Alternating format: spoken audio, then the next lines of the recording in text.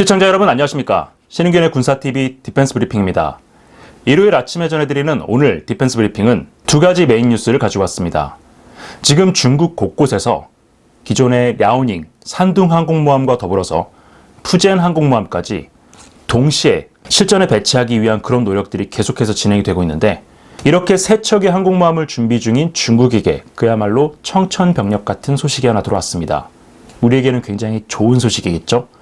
그리고 두 번째 소식은 북한에서 굉장히 이상한 것이 발견됐습니다. 최근에 북한과 일본에서 발생한 유사 사건, 이런 것들을 고려를 해보면 우리 안보당국은 물론이고 정부 차원에서 대책을 마련해야 할 것 같다, 이런 경각심을 좀 주려고 두 번째 아이템을 준비를 했습니다. 자, 먼저 중국이 충격적으로 들을 만한 첫 번째 소식부터 듣고 가시겠습니다. 미 공군과 해군이 중국의 항모전단을 원거리에서 제압하기 위한 히든카드로 준비 중인 차세대 공대함 미사일 LRASM이 동시투발 및 비행 실험에 성공했다는 소식입니다. LRASM의 인공지능 소프트웨어를 이용한 협동교전 테스트였는데, 이번 실험을 계기로 LRASM 전략화와 전술 개발이 본격화될 것으로 기대됩니다. 미 해군과 로키드 마틴이 차세대 대함 미사일 LRASM 4발을 동시에 발사해 표적까지 비행시키는 제12차 통합 테스트를 성공적으로 수행했으며, 이로써 시스템 전력화에 새로운 이정표를 기록하게 됐다고 현지 매체들이 4월 4일 보도했습니다.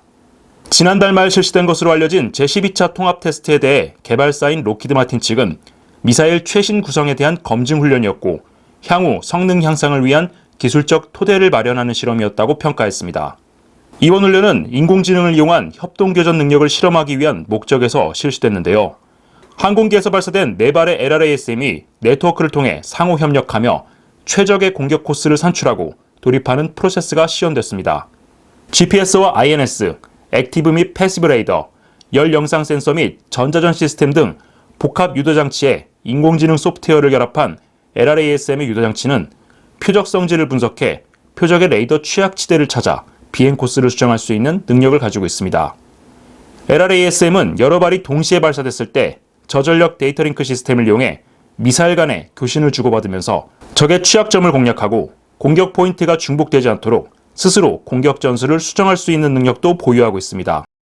이번 훈련에서는 이 데이터 링크 시스템과 인공지능 소프트웨어가 중점적으로 검증됐는데요. 이번 실험을 통해 LRASM의 전력화는 물론 중국 항모전단을 보다 확실하게 제압할 수 있는 전술 개발 속도가 빨라질 것으로 기대됩니다. 미국이 지금 하푼 대함 미사일을 운용한 지 거의 반세기가 다 되어갑니다.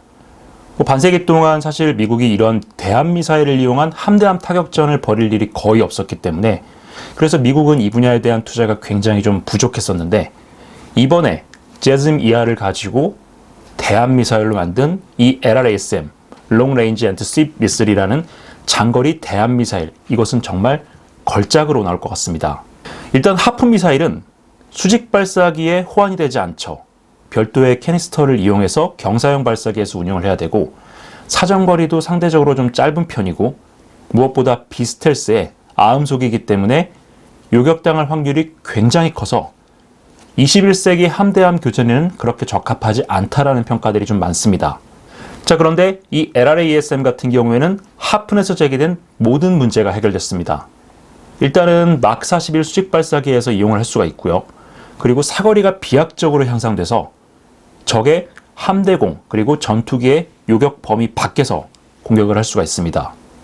무엇보다 스텔스 설계가 도입이 됐고요.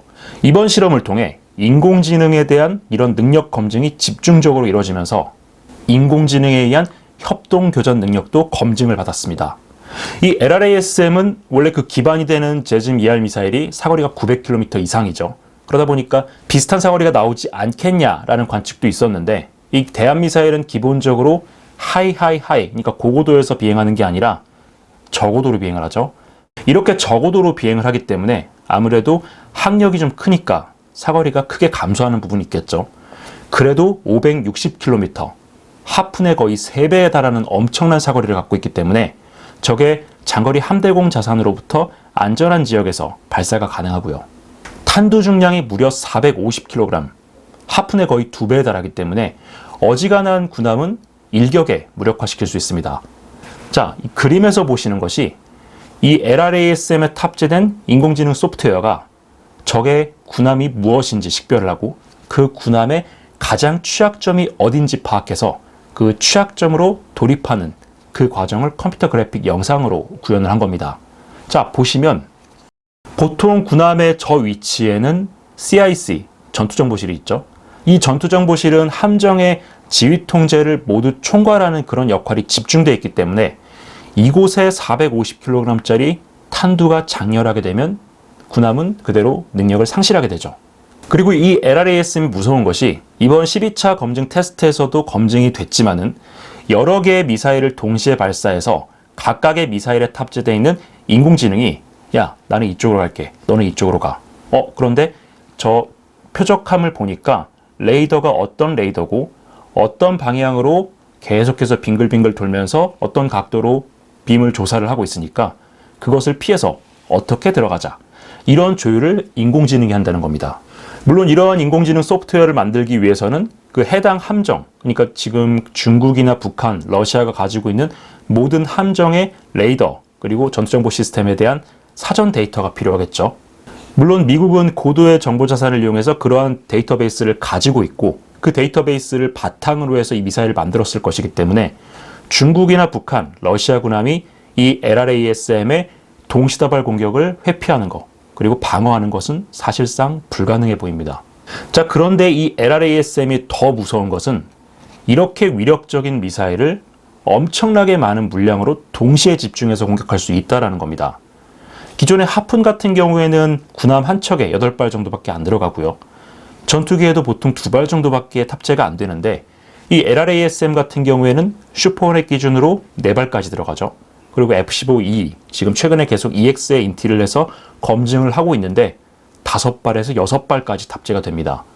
그리고 B-1B에는 여기에 24발이 탑재가 되는데 최근에 미 공군이 B-1B 동체 하단에 추가 파일런을 개설을 해서 여기에 12발을 추가로 장착하는 그런 실험을 하고 있습니다. 이렇게 되면 B-1B 폭격기 한 대에 LRASM 36발이 들어가는 것이기 때문에 2대 정도의 폭격기, 보통 우리가 괌에 4대 정도가 BTF로 한 번에 배치가 되는데 그 중에 절반만 떠도 중국의 항모전단에 괴멸적인 타격을 입힐 수 있다는 겁니다.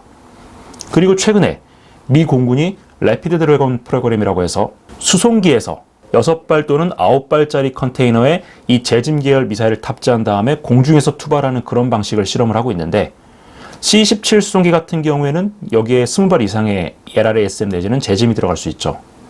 B-1B 그리고 C-17 이런 전력들이 함께 융합이 돼서 운용이 되면 미국의 항모전단이 투입되지 않더라도 중국의 항모전단을 말 그대로 초토화시킬 수 있는 그런 능력이 구축이 된다는 겁니다. 자, 그리고 오늘 4월 10일이죠. 미국, 일본 정상회담이 예정이 돼 있는데 이 미일 정상회담을 전후로 해서 미국이 MRC, 그러니까 육군이 운영하고 있는 미디엄 레인지 캐퍼빌리티라고 하는 중거리 미사일 전력을 서태평양 지역에 배치하는 것을 발표한다라고 얘기를 했습니다. 자, 이렇게 되면 이 MRC가 오키나와 지역이라든가 가장 이상적인 것은 한반도에 배치되는 건데 주한미군에 배치가 돼서 이 MRC 안에 들어가 있는 마크 포리온, 이 수직 발사기 여기에 4발의 LRASM이 탑재가 되죠. 이것을 탑재하게 되면 중국의 해군 함정 핵심 전력들이 모여있는 이 서해 지역 전역을 대상으로 기습적인 대한미사일 발사가 가능해집니다. 이번 실험을 통해서 이 LRASM의 협동작전 능력이 어느 정도 검증이 됐기 때문에 우리는 미국이 이 LRASM 전력을 공중투발이든 육상투발이든 해상투발이든 한반도 주변에 배치해서 중국을 억제하는 데 사용할 수 있도록 관련된 논의를 진행을 해야 될 것 같습니다. 필요하다면 우리 공군도 이 미사일을 도입을 하고 래피드 드래곤 같은 유사 프로그램을 진행을 해서 수송기에 LRASM을 탑재한 것으로 추정되는 수송기를 서해상으로 계속해서 초계를 시키면 이 서해상에서 중국 해군 운신의 폭이 굉장히 줄어드는 그런 효과를 볼 수 있을 것 같습니다. 우리 안보당국 이 관련된 소식 계속해서 팔로우 하시기 바랍니다. 네, 두 번째 소식입니다.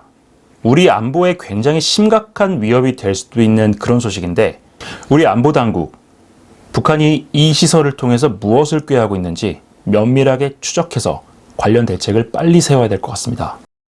최근 북한이 신형 전투기 도입에 대비해 대대적으로 확장 공사를 실시한 순천 공군기지 인근에서 놀라운 것이 발견됐습니다. F-35는 물론 F-15와 16, 글로벌 호크까지 식별됐는데 북한이 정말 칼을 제대로 갈고 있는 것 같습니다. 북한의 주력 전투기들이 배치되어 있는 순천 공군기지 인근의 군사시설에서 한미연합공군의 신형 전술기 모급이 대거 발견됐으며 이는 유사시 해당 항공기들에 대한 파괴 공작 훈련용으로 제작된 것으로 보인다고 복수의 오신트 소식통이 리포트했습니다. 해당 기지와 장비들은 순천 공군기지 남서쪽에 있는 평안남도 은산군에서 발견됐는데요. 소식통들은 최근 은산군의 중심지인 수양역에서 남쪽으로 약 3km 떨어진 곳에 군기지가 설치됐으며 실물 크기의 항공기 모급들이 등장한 것을 위성사진으로 식별했습니다. 발견된 모급은 RQ-4 무인정찰기부터 F-35 전투기, A-10 공격기와 F-5 전투기, F-16과 F-15 등 한미연합공군의 주력 항공기들이었는데요. 이 중에는 현재는 퇴역한 F-117 스텔스 공격기까지 포함되어 있었습니다. 해당 기지의 모급들은 활주로와 연결되어 있지 않고 인근의 대규모 훈련장이 식별되지 않았기 때문에 실험용으로 제작됐을 가능성도 제기되고 있습니다. 다만 지근거리에 순천 공군기지가 있다는 점과 인근에 막사로 추정되는 건물들이 들어서 있다는 점을 감안하면 특수부대 혹은 드론의 파괴 공작 훈련일 가능성도 제기되고 있습니다. 북한은 청와대와 용산 대통령실을 모사한 훈련장을 만들어 놓고 이곳에서 특수부대 훈련을 실시해온 바 있는데요. 과연 이 기지와 시설들은 무엇을 노리고 만든 것인지 궁금증이 커지고 있습니다. 자, 은산군, 순천에서 굉장히 가까운 지역에 있습니다. 직선거리로 약 10km 정도 떨어져 있고요. 은산군의 중심지인 수양역, 철도역인데 철도역에서 남쪽으로 3km 정도 떨어진 야산 인근에 이 시설이 발견이 됐습니다. 그냥 딱 봐서는 그냥 일반적인 군부대에 창고 몇 개를 갖다 놓은 것 같은 것으로 보이는데 여기에 여러 개의 전술기 모급, 그러니까 모형들이 1:1 풀스케일 사이즈로 만들어져서 그대로 주기가 돼 있었다는 거죠. 자, 위성사진 한번 보시겠습니다. 까만색이어서 잘 보이지 않기는 하는데 RQ-4 글로벌 호크로 추정되는 굉장히 큰 무인기 모형도 있고요. 하얀색으로 되어 있는 F-35 스텔스 전투기, 그리고 옆에는 다리미를 엎어놓은 것처럼 보이는 F-117 나이트호크 스텔스 공격기도 식별이 됩니다. 이 나이트호크는 퇴역은 했는데 공식적으로 퇴역은 했지만 실제로는 현재 네바다주에서 테스트용으로 계속 비행하고 있는 것이 식별이 되고 있죠. 그래서 아마 만들어서 갖다 놓은 것으로 보이고 옆에는 A-10 공격기로 추정되는 모급이 있고요. F-5, 그 다음에 F-16, F-15 이런 기종들도 하나씩 보이고 있습니다. 자, 그렇다면 북한이 이 모형들을 왜 만들었느냐? 일단 이 기지에서는 보시는 것처럼 주변에 어떤 활주로라든가 대규모 훈련시설이 없습니다. 주변에 조그만 창고로 보이는 건물들이 몇 개가 나란히 서 있는 이 정도만 식별이 되고 있는데 일단 북한은 아무 이유 없이 이런 것을 만들지 않죠. 선전용일 가능성이 있고 훈련용일 가능성이 있는데 북한이 이렇게 타격하고자 하는 그런 고가치 표적에 대한 시설물을 만들어 놓고 타격 훈련을 했던 것은 어제 오늘의 일이 아니죠. 과거에 박근혜 대통령께서 북한에 대한 레짐 체인지 언급을 하셨을 때 그때 청와대 모형을 만들어 놓고 특수부대를 보내가지고 그 청와대를 타격하고 박근혜 대통령으로 추정이 되는 그런 인형을 끌고 나오는 그런 장면들도 연출했던 작자들이기 때문에 분명 이 시설에는 어떤 목적이 있을 겁니다. 개인적으로는 과거에 북한군은 이러한 전략시설 타격 임무를 특작부대가 수행을 하도록 그런 전술을 가지고 있었다면 지금은 전쟁의 패러다임이 바뀌었죠. 아마도 드론을 이용해서 이런 공격 작전을 수행하기 위해서 그 드론의 가상 표적으로 만들어 놓은 것이 아닌가 생각이 됩니다. 최근에 저번 달 말이었죠. 중국제 드론이 중국제 관광객이 날려서 일본 요코스카 해군기지 상공으로 침투해 들어갔던 적이 있었습니다. 물론 요코스카 해군기지는 개방된 지역이고 관광 코스로 어느 정도 개방이 돼서 유람선을 타고도 볼 수 있는 그런 시설인데 옆에서 몇백 미터에서 몇 킬로미터 정도 떨어진 곳에서 항공모함을 보는 거하고 실제로 드론을 가지고 바로 항공모함 위까지 가가지고 세세한 디테일까지 들여다보는 거하고는 차원이 다르죠. 그런데 이번에 일본에서 그런 상황이 발생을 했습니다. 이 요코스카 해군기지에 침투해 들어갔던 이 드론은 군사용 드론이 아니라 그냥 일반적인 중국에서 판매가 되고 있는 상용 드론이었다고 합니다. 최근에 우리나라에서도 2개 업체가 요즘 유튜브만 틀면 그 광고가 나오죠.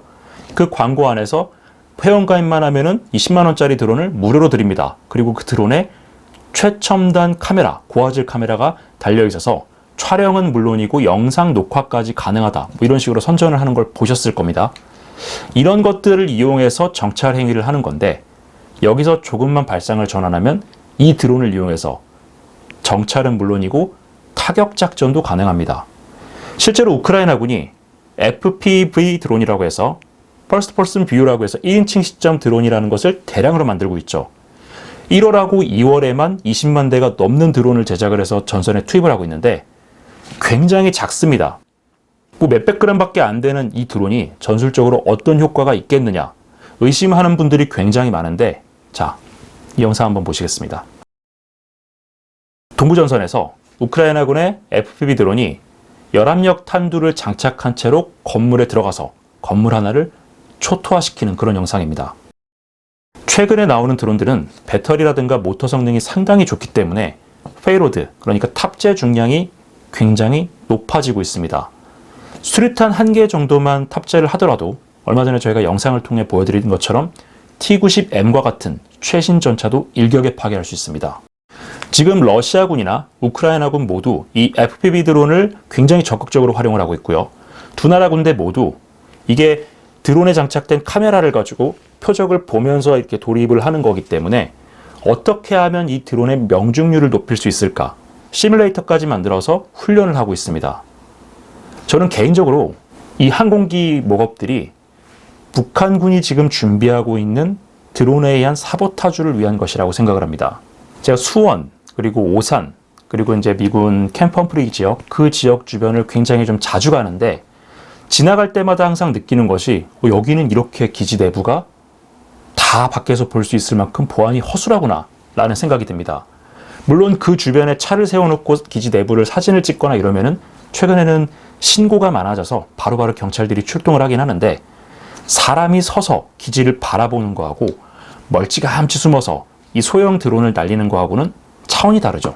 우리가 과거에 아로 사건이라고 해서 이석기를 중심으로 한 통진단 세력이 뭐 경찰서를 습격하고 무기를 털어서 군부대를 공격하고 해와 전화국을 파괴하고 이런 식으로 해가지고 내부에서 사보타주 공작을 모의했다라는 사실 기억하고 계실 겁니다.